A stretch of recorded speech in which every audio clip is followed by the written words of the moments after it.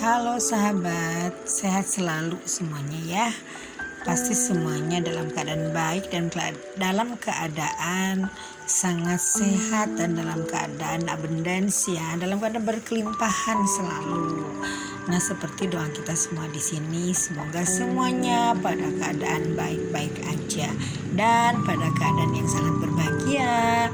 Nah, sekarang teman-teman, kita tahu kan, hingar-bingar, gunjang-gunjing, gunjang-ganjing dunia dalam televisi, dalam internet, ada banyak masalah, ada perang Ukraina, Rusia yang tidak pernah usai, ada juga kasusnya Ferdy Sambo yang semakin berbelit-belitan tumpang tindih, ada juga kasusnya sekarang Lesti Kejora. Aduh teman-teman ya, itu hal-hal itu jangan sampai berpengaruh terhadap kehidupan kita. Kita tetap happy, kita tetap bahagia, kita tetap fokus pada diri kita sendiri. Karena kadang-kadang berita itu terlalu bombastis, dibesar-besarkan teman-teman ya.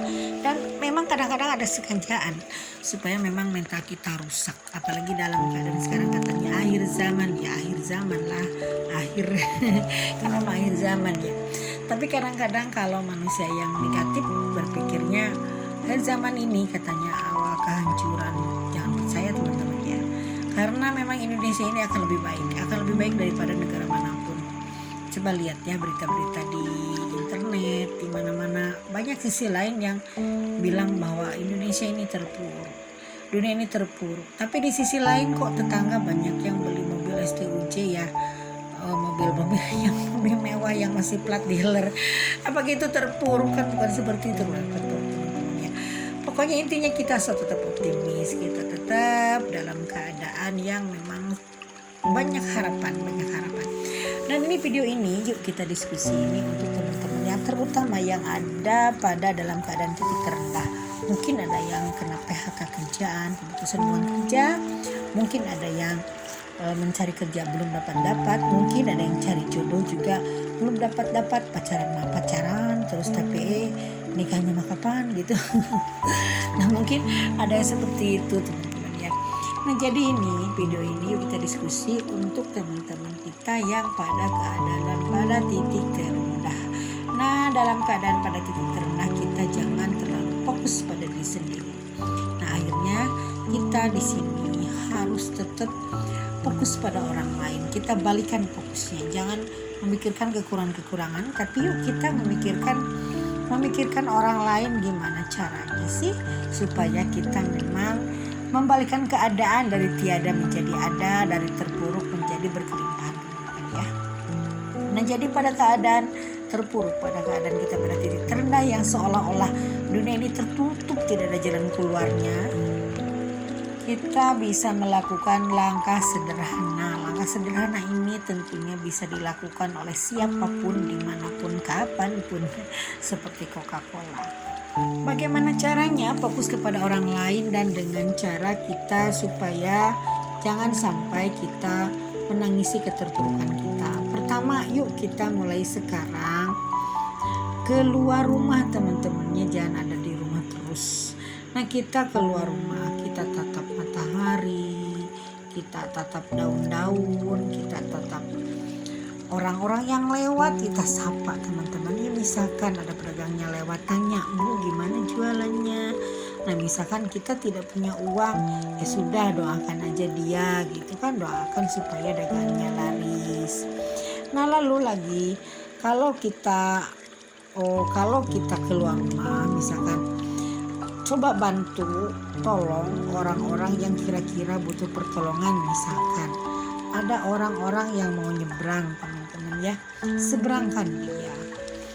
Kalau misalkan ada orang di angkot tidak punya ongkos, ya ongkosin angkotnya gitu kan. Yang penting kita buat orang lain tersenyum. Jadi tersenyum dalam arti supaya mereka bahagia. Bahagiakan dulu orang lain. Berikan sesuatu yang baik untuk orang lain. Karena di saat orang lain sudah tersenyum karena kita, orang lain sudah bahagia karena kita, artinya kita sudah menggedor pintu langit kita supaya langit itu menurunkan semua mukjizatnya, semua kebaikannya, semua rezekinya teman-teman.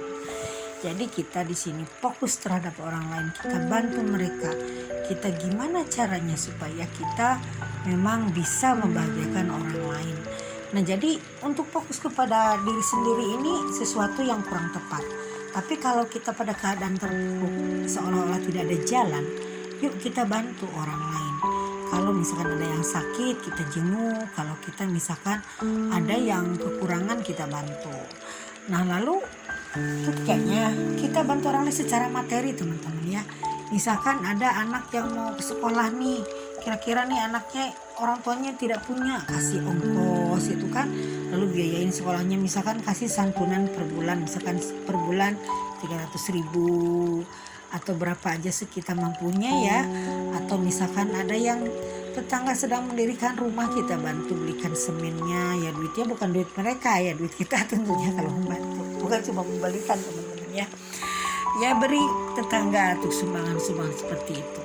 Nah, tapi seandainya pun kalau misalkan kita ini kita uang belum punya, nggak ada ya, kita bantu dengan tenaga. Kita bantu misalkan lagi pembangunan rumahnya, kita bantu mendirikan misalkan apalah yang bisa gitu kan, kita sebagai helpernya, tukang gitu kan, karena sekedar membantu kan, bukan artinya kita memang harus wah saya masa sih saya kan karyawan misalkan, masa saya jadi kuli, bukan jadi kuli, teman-teman.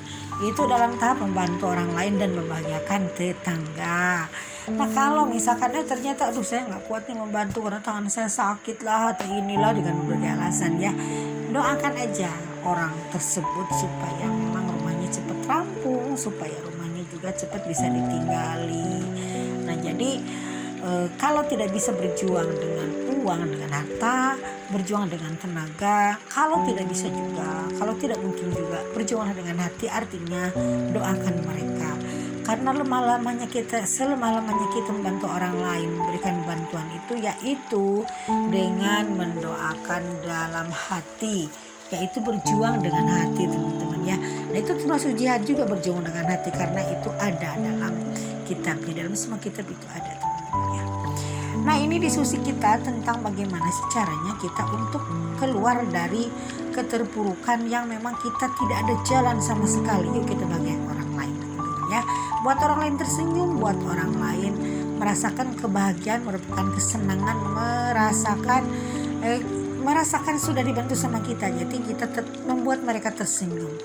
Oke, teman-teman, sekian dulu ya, mudah-mudahan diskusi kita hari ini cukup sekian. Sehat selalu dan mudah-mudahan kita semuanya tetap berkelimpahan, tetap sehat. Wassalam.